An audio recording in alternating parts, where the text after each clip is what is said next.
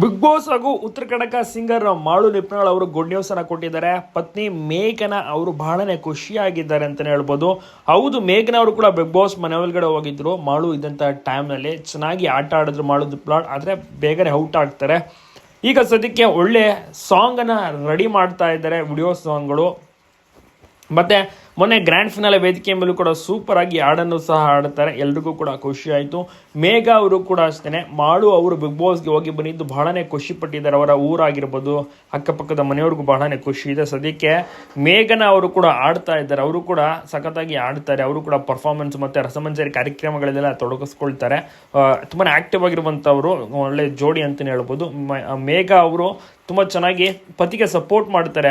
Album song ಮಾಡೋದ್ರಲ್ಲಿ ಎತ್ತಿದ ಕೈ, ಸಖತ್ತಾಗಿ ಮ್ಯೂಸಿಕ್ ಮತ್ತೆ ಲಿರಿಕ್ಸ್ ಅನ್ನು ಸಹ ಬರೀತಾರೆ ಮಾಳು ನಿಪ್ನಾಳ್. ಈಗ ಅದೇ ಒಂದು ಕೆಲಸ ಆಫ್ಟರ್ ಬಿಗ್ ಬಾಸ್ ಏನು ತುಂಬಾ ಜನ ಸಹ ಕೇಳ್ತಾರೆ. ಈಗ ಮತ್ತೆ ಎಂದಿನಂತೆ ಆಲ್ಬಮ್ ಸಾಂಗ್ ಅನ್ನ ಮಾಡ್ತಾ ಇದ್ದಾರೆ. ಜೊತೆಗೆ ಸಿನಿಮಾ ಅವಕಾಶಗಳು, ಹೌದು, ಸಿನಿಮಾದಲ್ಲಿ ಆಡಕ್ಕೆ ಅವಕಾಶಗಳು ಕೂಡ ಸಿಗ್ತಾ ಇದೆ. ಈಗಾಗಲೇ ಚಿತ್ರರಂಗಕ್ಕೆ ಬಂದು 2-3 ಹಾಡುಗಳನ್ನ ಸಹ ಹಾಡಾಯ್ತು Malu Nipnal. Back to back ಒಂದು ಒಳ್ಳೊಳ್ಳೆ ಅವಕಾಶಗಳು ಸಿಕ್ಕಿದ್ರೆ ನಿಜವಾಗ್ಲೂ ಖುಷಿಯಾಗೋದು ಗ್ಯಾರಂಟಿ.